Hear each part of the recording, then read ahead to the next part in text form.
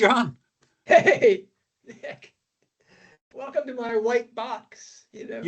Are you joining us from the North Pole, searching for Santa? That's right. I'm talking to Santa. We are Santa's elves. I've been singing that song all day. No, I am in the Oklahoma City University Library in a recording studio on the second floor. Wow. They're bringing this thing. Last time we talked, I was without heat. Now Yes, that's right. I am without heat or power, and my to put the kindest gloss on my Dickens character landlord, he has decided not to renew my lease. So I am effectively homeless, cheerfully homeless, but I do have to pack up a lot of books and things. And ask for your prayers for my finding a new domicile. If anyone is just sort of on the edge, tipping between subscribing or not subscribing, now's a really good time to subscribe. Paid subscriptions. Yeah. We welcome all the free subscribers. Hello out there, free subscribers. But paid subscribers, yeah, we're really grateful for this. I didn't bring my tin to shake here. I didn't do this. Well, we can pass the hat around later. All right. Anyway, fortunately, Nick, you have posted something this week. I have not been not much work on the names and astrology, and I did manage one day to post part 3. So we're ready to do the part 3 charting for our paid subscribers there. If you're ready to do that. I haven't quite finished. So guys, I promise you I will get a move on and finish my part 3. I'm nearly there, just a few chapters out. Yeah. But today we're talking about Aurora Leigh, because I posted an article hot on the heels of finishing the poem. So I was not tardy at all in one way. I had just completed it, but I was rather tardy in another way, because it's been on my reading list for a number of years now. It was around about this time in 2022, off the back of Ink Black Heart had just been published. That was largely due to the work that you had done sorting through how many was it, 108 epigraphs that's in that book. Yeah. So tell us about the work you did, and what did you find? Yeah, I mean, just some context on the life at Hogwarts Professor in 2022. The day Ink Black Heart is published is the day of my Viva Voce exams with a person that our listeners know now, Demetra Femi. She was my external reader. And Dr. Femi said, John, rewrite this thing. Not revise it, just redo this whole thing.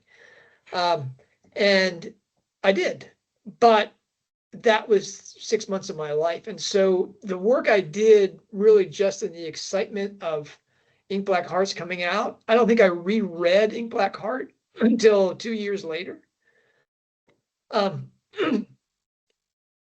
Was just to look at the epigraphs. Now, as you said, there's 107 chapters in Ink Black Heart, and the frontispiece epigraph is also a poetry epigraph. The parts of the novel have selections from Gray's Anatomy about the heart, and the chapters all have poetry from Victorian women poets. And I decided, okay, there's just some grunt work to be done here.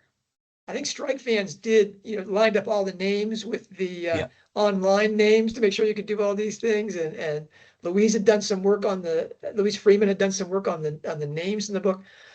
And I thought, okay, I'll do the grunt work of sorting through the epigraphs, because they're all over the map. Yeah. Until you chart it out, it's really hard to see, because there's 22 poets that she uses, and they don't come in any sequence other than you get bracketing from Coleridge, and that's not the Coleridge we all think of when you say Coleridge. When we saw Coleridge, John, we all thought of you. I think Rowling was laughing at me, but yeah, there's that. And so I wrote a post, I called it, Intro to Epigraphs 101, where I just cracked down 22 things, wrote down how many appeared, and what I was looking for was a predominant poet, an evident theme in the selections, because I wasn't going to read all the poems. I just wanted to see what if you just read all those epigraphs as a group, what would you see as a theme? And then the Holy Grail, Nick. I was looking for a book that would just jump out and say, this is the backdrop to Ink Black Heart, the way that Fairy Queen was to Troubled Blood and Rosmer's Home was to Lethal White. And we didn't get one of those. Well, we got the theme. It was about a heart. Surprise! And it was simply about the heart as the spiritual organ rather than the bodily pump. And that was pretty, that was an easy find. That was anticipated. And I love the way she used the Grey's Anatomy thing. So it got kind of a lub-dub effect. You got this kind of materialist pump, effect. That she always got selections from Grey's Anatomy that also had kind of a spiritual echo in it. And then that lub-dub would be with the poets and all of their references to the heart. So that was good. That was a solid thing. And there was a hint of a Holy Grail, because 13% of the 108 epigraphs, I forget the exact number. There's a link down below, to that post, were from Elizabeth Barrett Browning's Aurora Leigh. Now, Nick, if you read that post, you'll see that I misspelled Barrett repeatedly. There are 2 T's in Barrett, as well as 2 R's. And you'll see that I didn't know the first thing about Aurora Leigh. I really never heard of it. I may have seen it, well, just going through famous works, but I'd never read it, and I'd never heard it discussed as an important work. If you had said to me, what is Aurora Leigh, I would have said it was some kind of stellar formation on the horizon or something. Like an Aurora Leigh over here, and the Northern Lights over there. I mean, it didn't make any sense to me, but that was my guess. And being bold and brass, I said this must be the backdrop to this book. 13%, but 13% is nothing like the 100% epigraphical backdrops of Lethal White and Troubled Blood. But just reading the Wikipedia summary of Aurora Leigh, I thought it very strong possibility that it might have that function in Ink Black Heart. So in Lethal White, which is where you enter the picture, Nick. Hooray! I have never managed to get Rowling to answer one of my questions in a quarter century of asking. And you pried 3 answers out of her in one go on your first effort, I think. I don't think you were quizzing her before that, but no. Please tell us that story and what Rowling revealed about Aurora Leigh. So it was quite an exciting occasion. So there is a group on Twitter called JKR's Barmy Army, and the sort of the creation myth around the Barmy Army was a lady was kicked out of her book club for wanting the group to read a J.K. Rowling book, basically, because she shares J.K. Rowling's gender critical, sex realist views. So she set up this online Barmy Army book club, and they review books. And as a special treat, J.K. Rowling agreed to do an online Q&A with the Barmy Army. Incredibly exciting. She's never done it since. I don't know why not. Why not? I thought it was incredibly well organized. Maybe the security would be more difficult the second time, but as soon as this was announced, the first thing I did was follow the Barmy Book Army, clearly, because if I'm going to get a question, I wanted it to be highlighted by that account. I wanted them to recognize my account as being supportive, not all that weird, really, for an online person. So I was more likely to get amplified. So I followed the account. I had a few interactions with them prior to the account, and thank goodness I did, because then the account went private. That meant if you are not already following, you don't get to see the interactions and you can't post anything. John had, all credit to him, polled the Hogwarts professor staff for questions that we should put to J.K. Rowling. And I volunteered to be the point guy that was going to be in there and asking the questions. And I had 5 questions, I think 3 of which were answered. No, boy, you're wrong. There were you had really? 7 questions. 7 questions. Anyway, you batted 375, which is incredible. As everybody else had gotten 0. I mean, sorry, go on. I mean, this was such an event. It was, but the key question, the one that had John, I, and the rest of the Hogwarts professor guys shouting, and our friends online, Rowling Library, were thrilled for us as well. So the question was, is Barrett Browning's Aurora Leigh the book within the book of Ink Black Heart? There are 13 epigraphs from it, and the poem story parallels Robin's chrysalis with a partner blind to who she is and his feelings for her. Good question, no? Not as good as the answer. So Rowling answers, yes, yes, yes. Well spotted. 3 yeses and an exclamation after the spotted.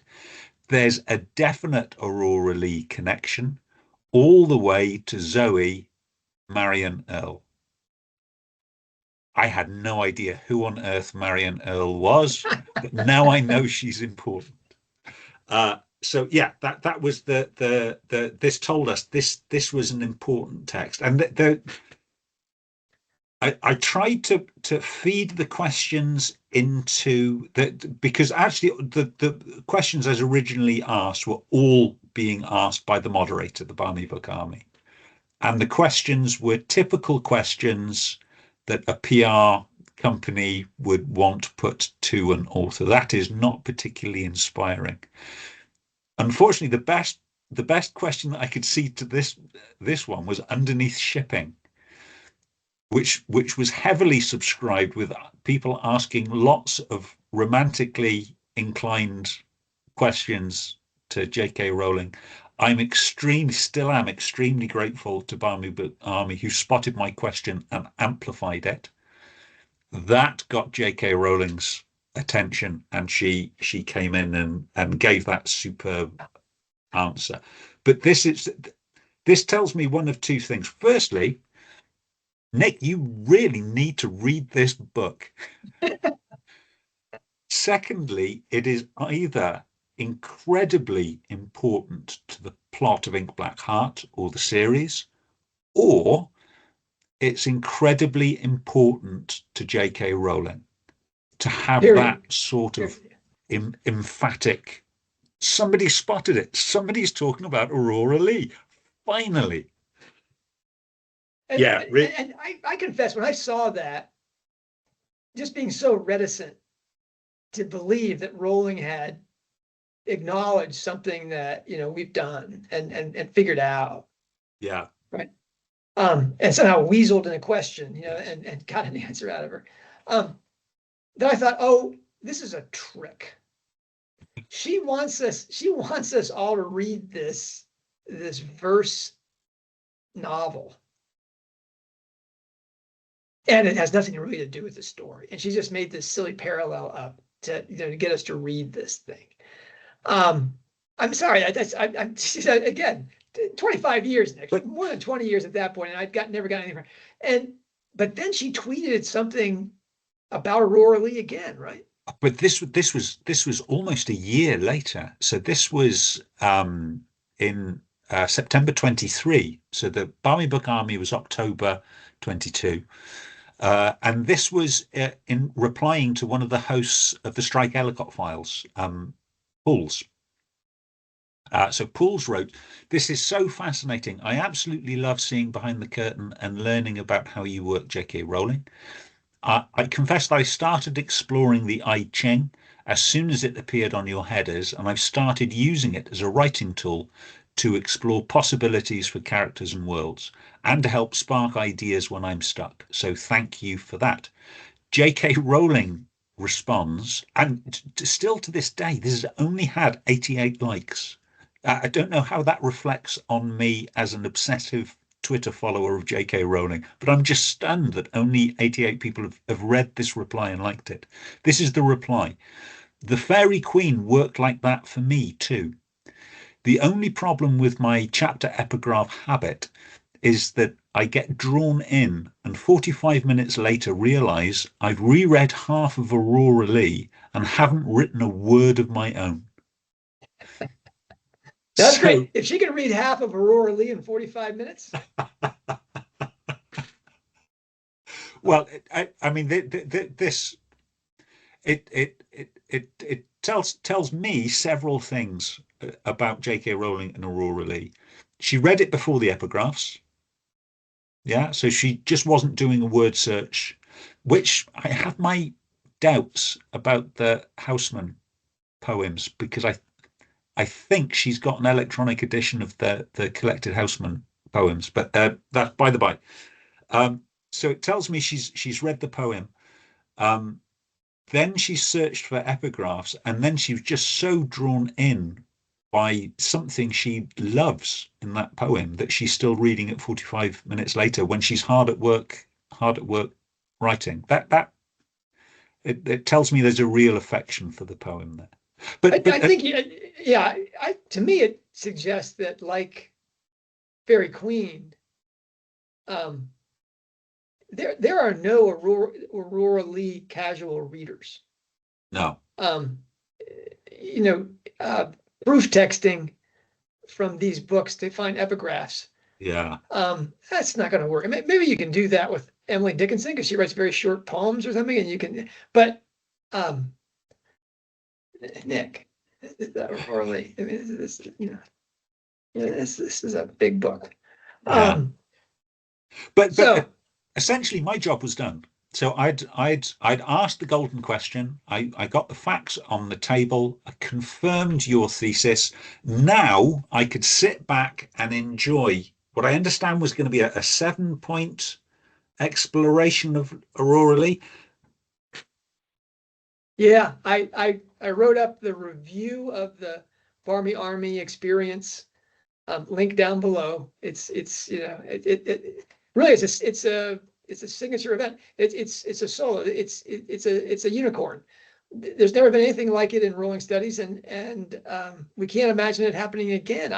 Sadly, maybe her publicity people who have to guard her flanks or something just said no, it's too crazy.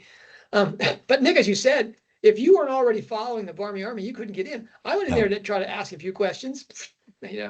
I hadn't done all the work that you knew how to do, and so I was just out thinking, gosh, I hope Nick's in there somewhere, and so that it was a solo event, and we got these results, and I thought, okay, well, I started reviewing all the literature on Aurora Leigh, and I because I've had cause the last week to go through all my books, Nick, as I was packing them away. There's the Oxford Wilkes Classic Edition. There's Angela Layton's Victorian Women Poets, and Angela Layton is really kind of the giant in this. And then there's The Mad Woman in the Attic, the woman writer in 19th century literary imagination, Gilbert and Gabar, which is kind of the standard in the field for 19th century women's work. And I shouldn't say the last. And then there's Margaret Reynolds, the other giant in Barrett Browning Studies, who did the Norton Critical Edition for this. And so I went through those works, and said, okay, what do we know about this? And came up with the 7 points there. Just scream that this is an important work in terms of just reading Ink Black Heart, just this focusing on Ink Black Heart. And if it serves as the background template, whatever you want to call it, as Rosemary's Home does to Lethal White, and as Fairy Queen does to Trouble Blood. And the 7 points, I mean, I can, if we have time later, I'll go through the 7 points, but see how many of our points, you got. But I was trying to save 6 years of PhD work. There's no way that I was prioritizing Elizabeth Barrett Browning, whose middle name I couldn't spell. How embarrassing is that? Her maiden name. Anyway, so it goes back to you, Nick. So my notes for all that stuff were put aside. Literally, they were. Here's my little spidergram for that, Nick. They were literally stuffed and folded into my copy of Aurora Leigh, my Norton Critical Edition, waiting for the leisure time post-dissertation to read the verse novel and write up the 7 points. But fortunately, you revived that long-forgotten project with your essay. So let's skip to that work. I'm confident, and forgive me, maybe I'm projecting my own ignorance arrogantly here. I'm confident that few of our listeners are familiar with Elizabeth Barrett Browning or her most important and her final poem. Can you introduce us, Nick, to both those subjects? Who is Elizabeth Barrett Browning? So, and what is Aurora Leigh in her opus, her opera Omnia? So Elizabeth Barrett Browning was popular in the English-speaking world, both sides of the Atlantic, in her lifetime. She's married to Robert Browning, also an incredibly successful poet, and I think you could argue successfully more successful while they were alive than Elizabeth Barrett Browning was. Was he poet laureate? Robert Browning? No, I don't think he was. I think Tennyson had it in his lifetime. I'm sure scholars below will correct me if I'm wrong, but yeah, I don't think so. She is probably best known now for her longest and most difficult work, which is Aurora Leigh. It is a mammoth poem. It was described as a novel in verse. It's novel length.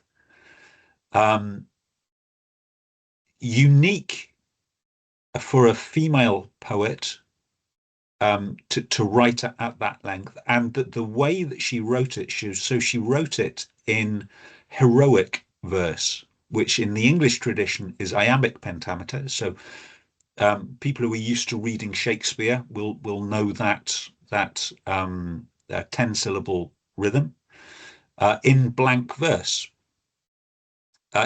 Now, lots of male poets were writing in heroic blank verse, and usually about heroic subjects.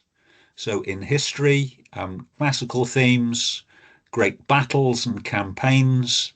Isn't Idols of the King? Yeah. The same sort of thing. Okay. Yeah, same sort of thing. What was unique and what Barrett Browning did first was she was writing contemporary verse. So she's writing about her own times. So it's set in what would have been modern times when it was written. Now, of course, it seems many parts incredibly quaint and archaic, but this was cutting edge.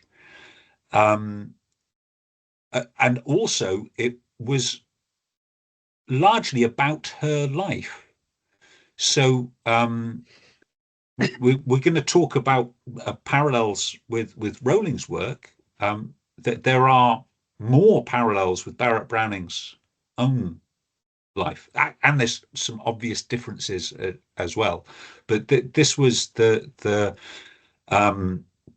journey of a young female poet and what she thinks about art. So when Aurora Leigh is talking about why she's writing and what she's writing about, that voice is authentic because that's exactly what Elizabeth Barrett Browning was writing and why she was writing and how she was writing. And it actually gets really meta.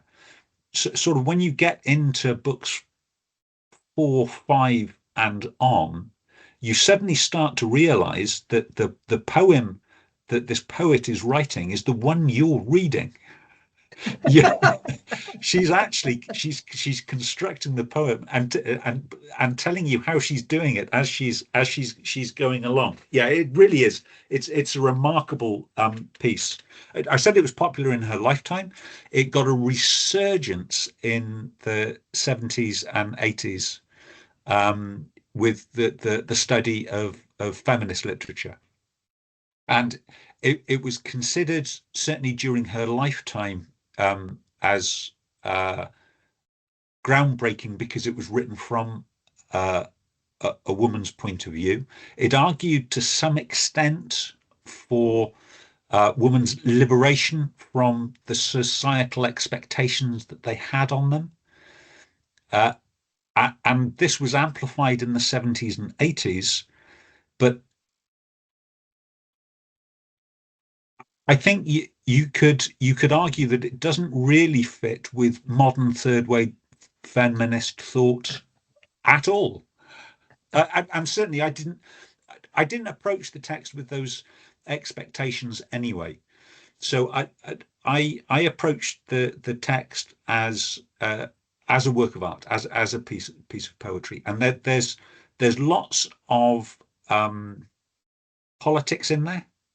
There's lots of social criticism in there, but the politics and the social criticism was extremely relevant to somebody who's living in the middle of the 19th century, and you could even argue there were lots of dangerous thoughts for people who was living in the middle of the 19th century. And there's some areas like the criticism of socialism, very nuanced criticisms of socialism, are quite relevant, I think, as well today. But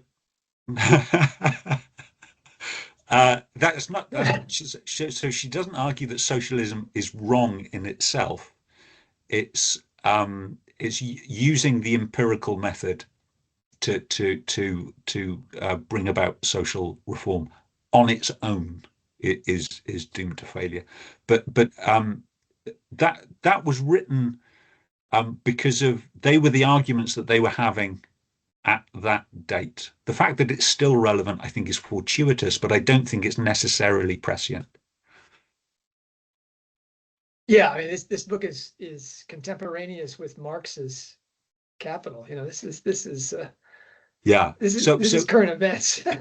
It is current events. So I think that Marx was also reacting to the thoughts of the French polemicist Fourier, and Barrett Browning certainly is reacting to Fourier's ideas, not least because Romney Leigh, who is the male interest in the book, wholly initially subscribes to those ideas. So maybe our readers are saying, "Okay, that's all fascinating, but am I gonna buy this book?" I mean, how easy or hard was it to enter into this story, visualize the surroundings? Okay. Because obviously these surroundings, and to empathize with the characters. I mean, do we have anything in common with these characters? So this is the message to everyone like me.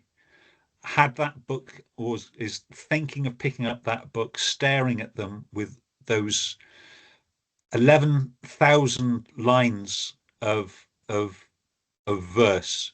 What I urge you not to do is flick to a random page and read a couple of stanzas. That won't work at all. I because J.K. Rowling said yes, yes, yes, well spotted.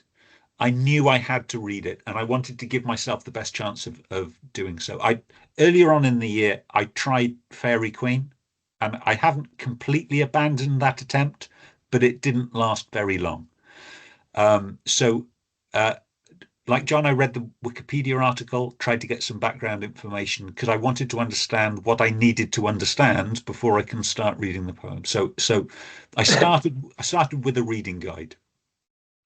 Reading guide is useful because it gives you some sections of the poem that won't completely confuse you, so you can get used to reading. Certainly for me, get used to reading verse again. Um, it goes into some wonderful essays on the background. So I talked about the politics of Fourier. So you'll reading that study guide. Again, links are in my article. Will give you that background. It'll talk about mid-century, mid-19th century society and the problems they were having. There's large areas of the book talks about Marion Earl and the abuse, frankly, she goes through as a seamstress. So she works in a clothing factory as a seamstress. And if you just read those lines, you will think that this is incredible hyperbole. It's just too fantastical to be believed. You I know, mean, evil. yeah, uh, yeah. Just in terms of what these young ladies were forced to physically endure. So 2 hours sleep a night, 6 days a week. But in the study guide I had, there's the parliamentary reports where they're talking about no, this is true. These young girls are dying in these factories. Just incredible. I mean, you get some idea of that with Dickens, but yeah, just incredible. That helps an awful lot. That gave me some background. It understand what the political ideas and thoughts were, what's happening in the world of art, what's happening in terms of society, and what's happening in a wider Europe. Um, I I also made sure that my copy was an annotated copy because there are a lot of words, and my vocabulary is reasonably large, but there's a lot of words you will not understand. So they've either gone out of fashion or they are solely used in an artistic context, or some of them I struggle not to believe that Elizabeth Barrett Browning just made it up because it fits the scansion better. But anyway, Neologisms, yeah, yeah, yeah. those are the But best, man. an annotated text means you're not stopping every 5 minutes and having to go all the way through a dictionary to work out where you are. The annotations were also really good because they helped me. There's a lot of classical allusions in there. I mean, a lot of classical allusions. There's a lot of biblical allusions Wait as a minute, well. she's into mythology, Nick? Oh, is she ever? Um, but she writes. Yeah. Aurora Leigh says she writes in a woman's Greek, so without all the diacritics. But anyway, yeah, a lot of classical allusions. There's a lot of biblical allusions, so I found it really handy to have a copy of the Bible because my the annotated copy would give me chapter and verse, but that doesn't help if I'm trying to work out what the actual allusion Yeah, was. if I knew what that verse was, I Yeah, wouldn't have been surprised. I would have recognized the thing. yeah, yeah. Thank you. Uh, um, so far so good. I'm sort of armed with this sort of mini library, but the verse itself, I think partly because it is in pentameter and it is a very easy structure, very easy rhythm to read if you are reasonably used to reading Shakespearean verse. Um, Doesn't Aurora Leigh have a fascination with Shakespeare in the first part of the book? yes, yeah, she does. Yeah, Okay. yeah. Again, this But is the book that I'm writing. That's great. it's yeah, it is incredibly easy to sink into. Um, it took me about a book and a half to really get into it, where I stopped realizing actually I was reading verse, and you just find yourself reading in the rhythm without really thinking about it. But no, it wasn't a chore. There are, so I'm right now I'm reading um uh Cult Mind Control, which is another book that Rowling talks about, but for uh, Running Grave, and that's a non-fiction book, obviously in prose, not verse. I'm finding that much more of a chore to get through than I found Okay. Aurora Leigh. Yeah. Again, I was just curious. Yeah, you're reading this 19th century woman artist book. How easy is it to like crawl into that mind and this and that? But clearly, you finished it and you enjoyed it, and Yes. that to me is the So best possible endorsement. The next wild endorsement is from your essay, is that you charted the rings yes, of Aurora Leigh's 9 parts in your post. yes. I want at first, how hard was that? I mean, you didn't discuss it at any length in your post. How No. important do you think that is for understanding the work? I mean, do you think that the whole ring exercise that Barrett Browning does, was it largely a hat tip to the great epic poets? I mean, that was just So wild.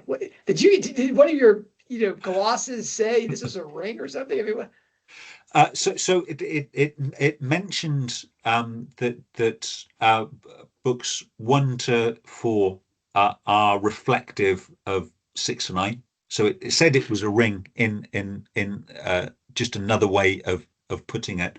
But I in my post I said that it was self-consciously chiastic, in that it knows and it's very open about telling you. So when, for instance, when you're reading the ninth book, the characters will be thinking back to book 1, and in the second book there's lots of foreshadowing for the eighth book. It's no secret. Yeah.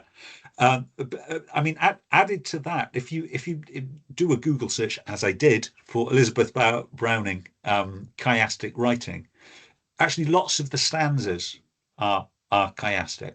So you will get that very biblical um, uh, chiasm within the verse. So yeah, yeah, if a person is fluent in classical literature and the yeah, Bible, you don't need to say, oh, this is just like Dante, or oh, this is just like yeah, Virgil, this is like Homer.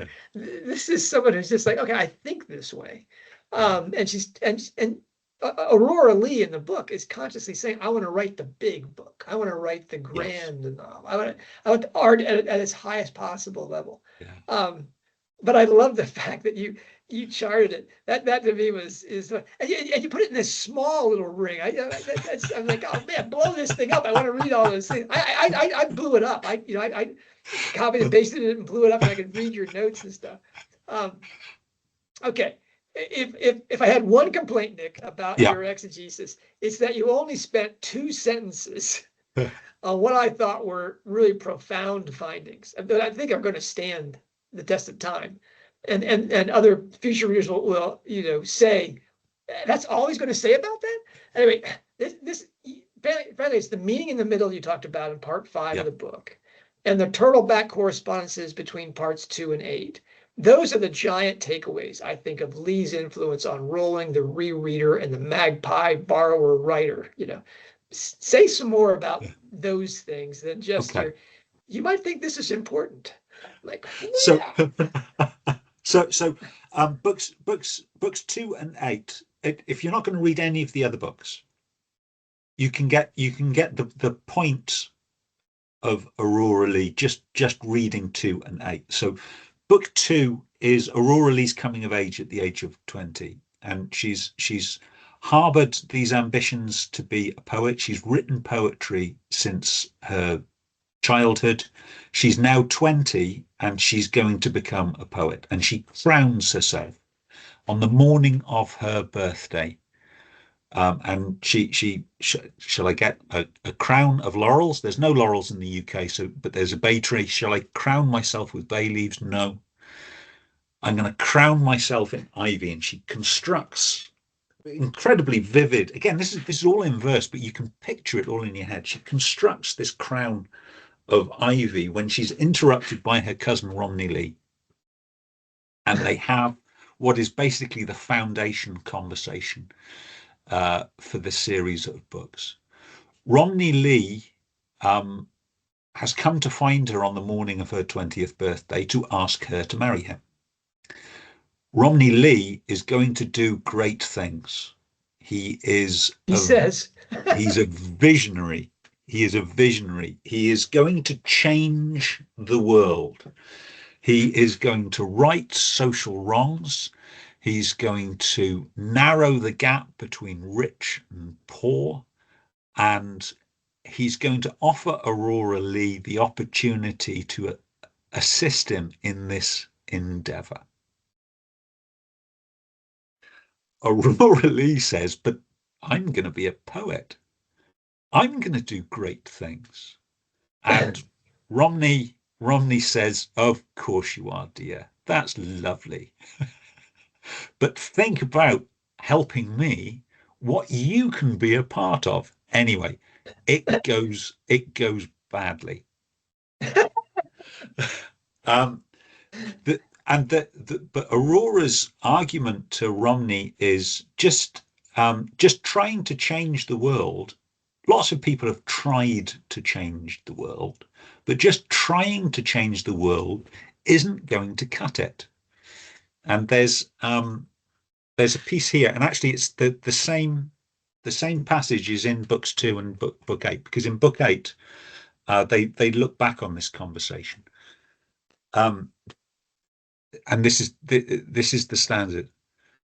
You will not compass your poor ends of barley feeding and material ease without the poet's individualism to work your universal. It takes a soul to move a body. It takes a high-souled man to move the masses, even to a cleaner sty. It takes the ideal to blow an inch inside the dust of the actual. And your furriers failed, because not poets enough to understand that life develops from within. And that's the argument of the book, essentially. That to me is the point of origin for J.K. Rowling as a novelist. Yeah, I think you're right. I think certainly Elizabeth. That's fantastic, Nick. That is such a find. That is. Elizabeth Barrett Browning, Aurora Leigh, and J.K. Rowling are convinced that what they are doing is important. Now, it could be Aurora Leigh in London in a literal garret, writing small poems for magazines and editorials, and what she hates doing is reviews of other people's work. But what she's doing, her great project, is important. For Elizabeth Barrett Browning, Aurora Leigh was important. It can change the world. And I think that's in J.K. Rowling's heart. It's why she always wanted to be a writer. As soon as she realized that writers wrote and books just didn't appear out of thin air, because books changed her, this is her opportunity to change the world. What's the meaning in the middle? Is it the synthesis of that 2 and 8? Is it the pointer to that? So 2 is Aurora Leigh, largely because of Romney's proposal, being convinced she needs to go away and write. Book 8 is Romney realizes he's wrong by fire and tempest, storm and rebellion. He's and reading Aurora Leigh's books. So reading her poetry changed him. And the meaning in the middle, so the meaning in the middle is Aurora has just had this traumatic break with Romney post his marriage or attempted marriage to Marion Earl. Marion Earl disappears. She's struggling to write. She thinks about why I'm writing, and she decides to go to Tuscany to complete her great work. But really, all the talk about art and the struggle of art you find in the fifth book, in that middle of the poem. This is so exciting, really. This is in Rolling Studies, Nick. I think you're doing something really seminal here. I want to just take a moment and say, did you all get that? But I'm going to go on. You wrote that Rowling's selections from Aurora Leigh for epigraphs are not arbitrary, but that they serve as interpretive keys, inviting readers to draw connections between the 19th century verse and Rowling's modern tale of online toxicity, anonymity, and justice. Can you give us some examples of what you mean by all that? So I think that Rowling knows Aurora Leigh well enough to know where she wants to find the epigraphs that work for the chapters. And certainly there's lots of parallels in the work as a whole with Aurora Leigh. So the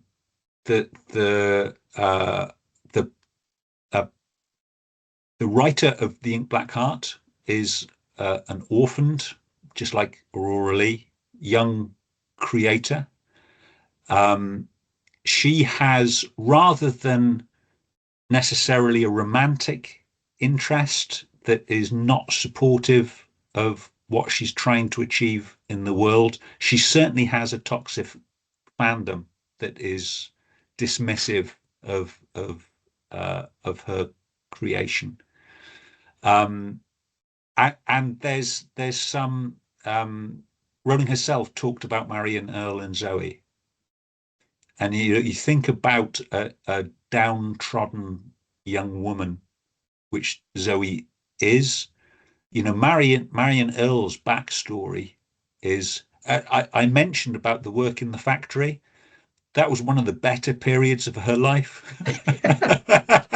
Yeah, it's not until she gets kidnapped and taken to Paris and stuff that you're just like. Yeah, well, she ran away from home because her mother was going to sell her to some bloke. This was not a happy life. Yeah. So although I think the epigraphs were well chosen, for me that's the least important parallel between Aurora Leigh and The Ink Black Heart. I think the thematics are more important, and I think that meaning in the middle of what J.K. Rowling is trying to achieve, I think, is the most important parallel. Yeah, there's character point-to-point pieces. Yeah. And there's thematic elements and stuff. But the genesis of Rowling as a person who is trying to transform the world one heart at a time, by the shared author reader imaginative symbiosis in a way, is what we're after. And again, just for context, most people I think have Romney's view, which is that art is entertainment and it's fine, it's polite, and it's uplifting, and it's a nice thing to do on a weekend. But the real business of work and transformation has to be done in the streets, and there isn't in contemporary American or UK life an instance where a bit of art has changed the way people think. But in Elizabeth Barrett Browning's time, there was an American novel that exploded ideas. So much so that when Abraham Lincoln met the author of Uncle Tom's Cabin, he said, so this is the little lady that caused this great big war. You know, Harriet Beecher Stowe and her, what some people consider to be an abolitionist tract, wrote one of the, Uncle Tom in America is a pejorative. If you say Uncle Tom to a black man in America, you're asking for a fish sandwich. I mean, that's just a horribly pejorative thing to call somebody a submissive, horribly conformist bootlicker. But if you read Uncle Tom's Cabin, you find out that Uncle Tom is the Christ symbol of the novel. He's a heroically sacrificial character of multi dimensions that everyone in the book reveres, except for this satanic character who trades him down south. But that work really transforms all the conversations in America. In fact, if you read about, I'll include links down below if I can find the book on in my boxes. The Harriet Beecher Stowe's Uncle Tom's Cabin informs American entertainments into the 1930s in the United States. So Shirley Temple's first thing is a production of Uncle Tom's Cabin. I mean, it's very difficult to overestimate the effect of that literature in shaping American ideas of itself and its conflicts and right and wrong. Really, the book that becomes the genesis of the Ku Klux Klan, and the movie, then the D.W. Griffiths movie, Birth of a Nation. The man who wrote that book was trying to write the Confederate response to Uncle Tom's Cabin post-bellum. So Barrett Browning's argument is the romantic argument about their effort. I mean, this is a self-conscious thing. Is that what the romantics were trying to do in that period was create a backdrop among intelligent people that had leisure to read of resistance to empiricism and materialism, et cetera, and basically the Marxist arguments that everything is basically on the means of production, et cetera. That counter thing, and Jane Austen is a big part of that, and we've always known Austen's influence on Rowling. Yeah. That Rowling starts Pride and Prejudice with a sentence that she does because she's mimicking David Hume's essays concerning human understanding, and that Elizabeth Barrett Browning is doing much the same work inside the story, basically giving an apologetic for the entire Romantic movement in the United Kingdom, the first half of the 19th century.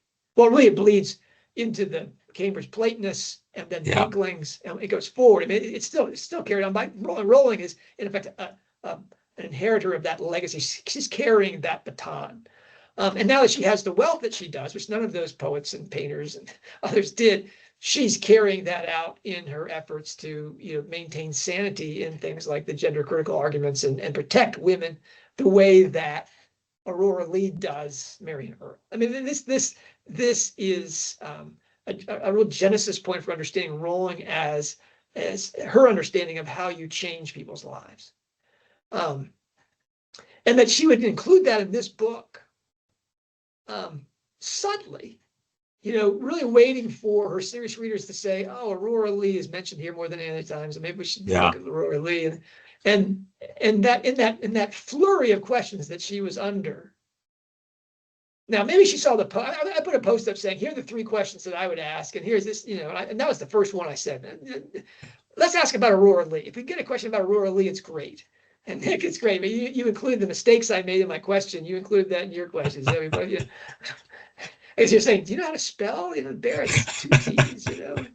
Anyway, I think I said they were 13 references. They're 14 references. Anyway, but that, we made that thing, and then she responded with such enthusiasm, which it was so enthusiastic. I thought, that's just totally out of character for her to say yes, yes, yes. That's like, wait a minute, that's her posturing. So we get dragged into reading a book we really don't want to read. Instead, Nick, you've read it, and I found it astonishing. I found it astonishing how easy it was to read, how profound it was. And it isn't just dry, highfalutin romantics. There's some comic moments in there, some great British sarcasm. Find the bit where she talks about reviewers, fan mail. So Aurora Leigh gets fan mail. So she has people writing to her about what she ought to write next. And her fans think what she needs to write next is something completely different. Just like all her other books.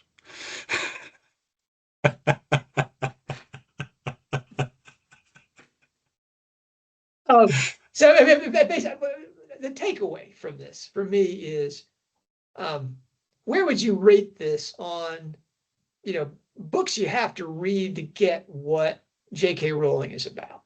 I mean, I think you've got to read The Little White Horse. I think you've got to read Yes. Emma.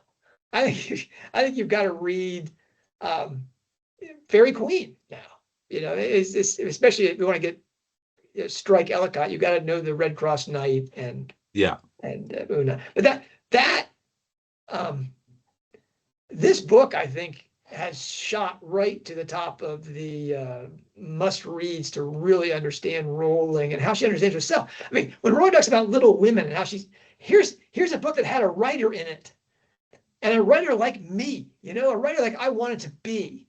Well, that means you have to read Little Women. This is a character that she calls herself Joe because that character calls herself Joe. Whoa, there it is. So there's 3 books I've read this year, this 12 month anyway. There's maybe 18 months. There's 3 books I've read that I think are important to understand Rowling's self-image as a writer. Little Women. Absolutely, but don't stop at the first volume. If you're in the UK, it's 2 volumes. Good Wives is a separate volume here, but go all the way and finish Jo's Boys and see her reacting to critics and fans, and it's joyful. I Capture the Castle. So that I think is Rowling's self-image when she wasn't really a writer, but she wanted to be a writer. Yeah, so when she was just playing at writing. You've got to write that up. You haven't given us anything on I Capture the Castle. And that's Dodie Smith, I Capture the Castle is teenage Rowling. Gawky, geeky, not really writing very much, but desperately romantic about the idea of writing.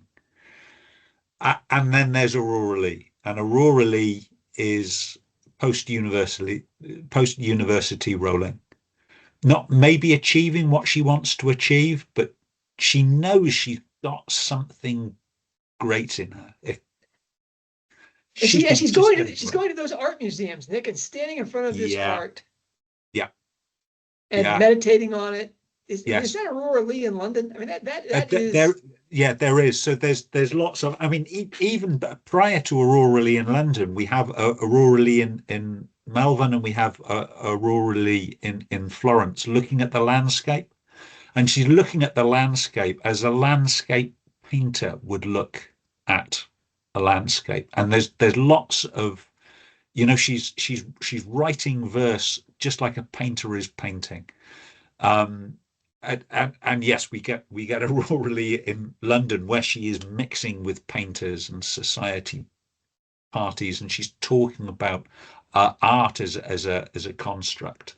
I think J.K. Rowling in London, reading Aurora Leigh in London.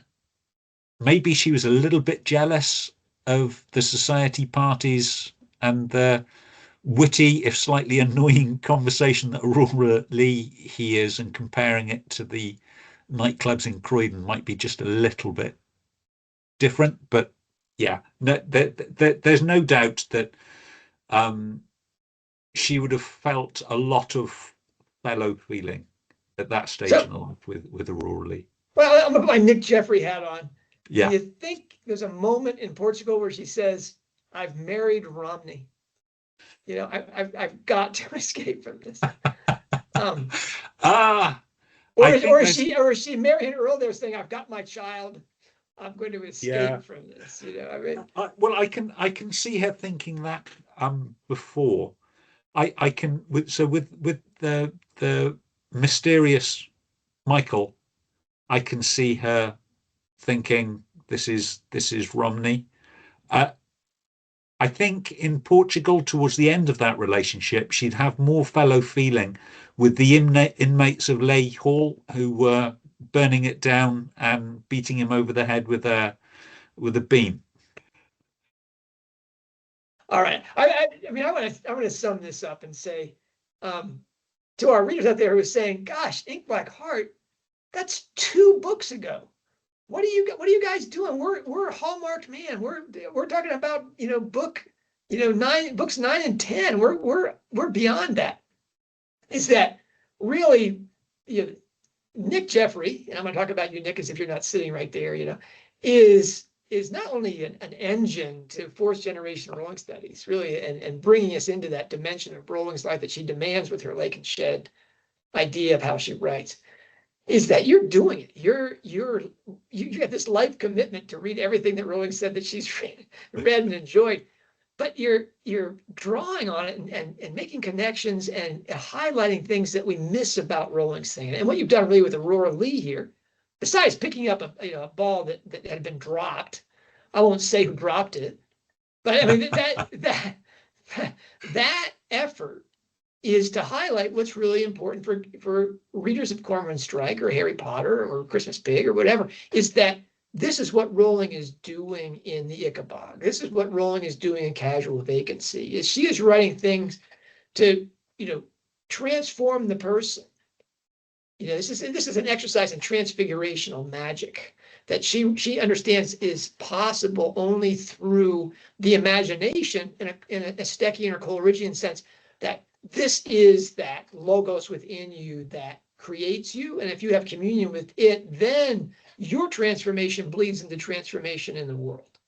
And if it doesn't, well, then transformation in the world is only external, and they'll burn Leigh Hall to the ground because they misunderstand what you're trying to do.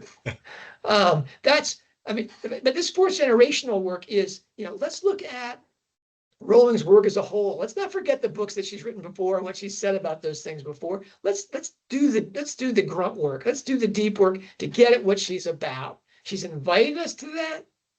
And that's not just biographical.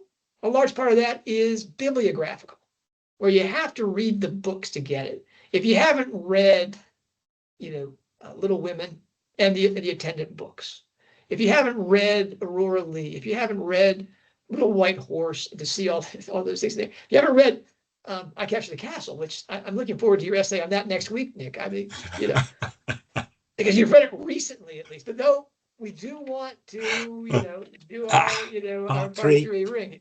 But seriously, this is the work that we're doing. We're doing the Rowling's work as a whole. It's not just anticipation of an expert. And clearly, what we're doing here, we do, as well as anybody else, Nick, we do anticipation of the next book, and we do, criticism of the current work in hand that we just got. Yeah, we do that. And that's fun and it's exciting. But you've got to keep this thing as a whole, and that's what we're doing. I mean, this coming week, I hope to talk more with you, Nick, about the names, and especially this sort of hidden astrological chart inside the book, which is just too funny when you start to see it, right? It's one of those things, if you see it, you can't not see it after you do it. Oh my gosh, the water bottle, I mean, that's sorry, these are conversations that Nick and I have had. But we're going to talk too about the full cast audio version of that. Yes. And we're going to have a special guest. We're going to have a member of Generation Hex who had a conversation with you recently, Nick. And just so it's not just two old white guys talking about this, we're gonna bring in a younger white guy and have him share that as a person who grew up inside this series, who'd memorized the Jim Dale audio versions. How does he respond to this full cast thing? Because it's just different. I didn't read the Harry Potter books, and I didn't have the memorized knowledge. I really was a text person. I listened to the audiobooks, but it wasn't that big a piece of my life. Just like the movies. I just got the movies, whatever. Our special guest will tell you that he thinks about he hears the Jim Dale voices as he reads the books. And so how does that person respond to this? So we're going to talk about that. And of course, we're going to do the part 3 ring analysis. Whenever Nick gets around, stops all this extracurricular reading and gets back to the real Hallmark man stuff. But then again, Nick, you're to me, you're the prototype of the 4th generation Rowling reader in that you weren't really engaged with Rowling's work until not much before she came out with the Lake and Shed interview. Yeah, no, that's right. That's right. I mean, you've largely been shaped by this whole Lake and Shed, 4th generational work. And I tell you, Nick, you're a great product. You're a great prototype of the model reader that we're looking to create here. And in that process, you're reshaping how us old farts who have been with this from the very beginning, and how we read the books. I think Rowling herself has pushed back on the idea that she's trying to be a social crusader through her books. There are morals in the. I'm not a moralist, but there are morals that are drawn in the books, and there is important this and that. Well, no, if you read Aurora Leigh, her art has a social content which is spiritual in nature. Yeah. And if you take away that from Rowling's work, you've really got the essence of it, I think. And the importance and why readers respond to it the way they do. That's always been my question: is why do readers love her work the way they do? That's because of its depth. It's no mistake that this model, it's a classicist, this mythologically heavy, with biblical and Christian references and symbolism throughout the book, also has this eye to the contemporary world in which she lives, and the importance of the individual poet to realize a global vision. Wow, that passage that you quoted, that's a keeper. A little long for a tattoo, but still, Salve Coagula kind of sums that thing up, right? We're gonna break this thing down and rebuild it.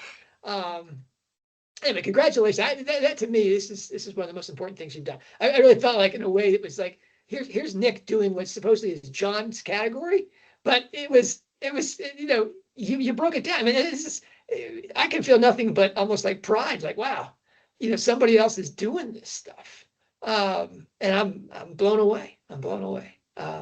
Thank you for doing this work. It makes it's in my time of personal trouble, it's been really uplifting to see that. I mean, it's a great thing. Thank you. All down to your teaching and mentorship, John. Thank you.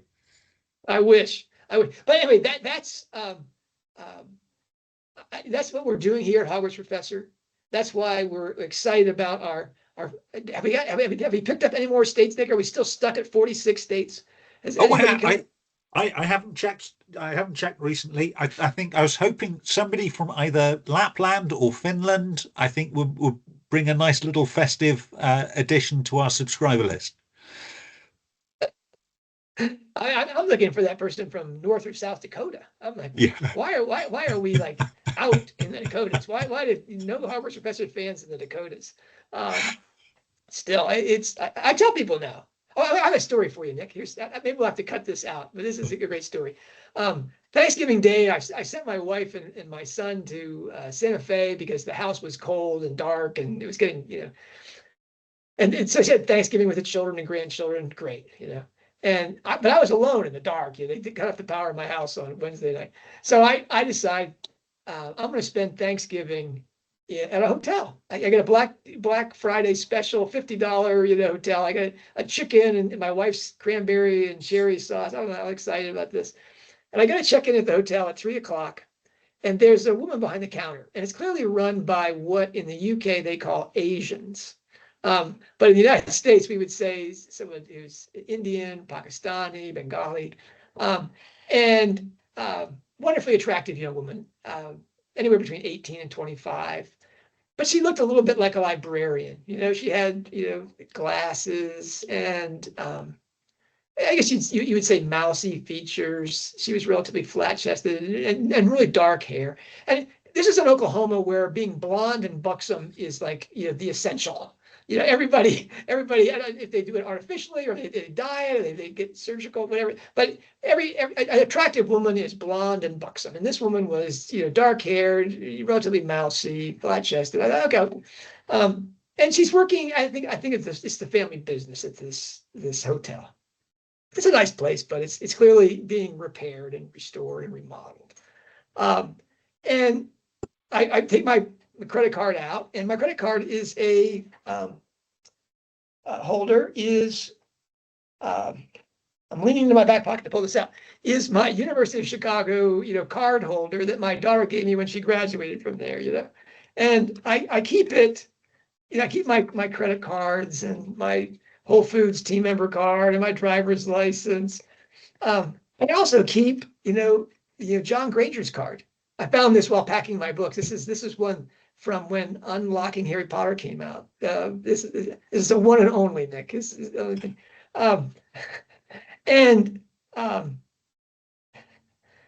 I had one of the new ones. It says Dean of Harry Potter Scholars on it. I don't know if I think I gave you one of those cards when I was over there. And I had one in my card thing. And so I said, are you a big Harry Potter fan? And she gives me this big smile. And I think, wow, I've hit a bullseye. And she picks up right from the counter, the desk, you can't see where the computer is. She holds up a copy of Harry Potter and the Chamber of Secrets. And she says, I've just started. I've just started the series and I love it. These books are so wonderful. And so I give her my card and I say, Chamber of Secrets is my favorite book, a standalone book. It's just a wonderful introduction. And I talked to her, start sharing some things about the book with her. And she's just, her eyes are getting bigger and her smile is getting broader. Like, we're talking about books at this job that, I do because I love my family, et cetera. And it was just such a wonderful moment.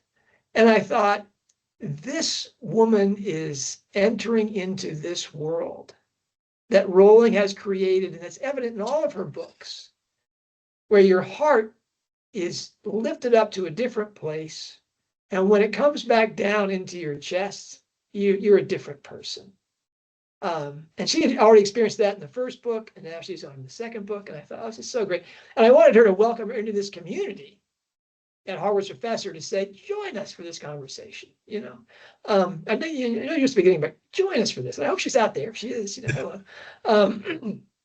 My wife said that she was disappointed because one time we came into a hotel in upstate New York, and I'd given a talk, and Mary was there. It was late at night, and I came in, and the woman behind the desk was a younger woman, about the same age as this woman was, and she recognized me. Oh, wow.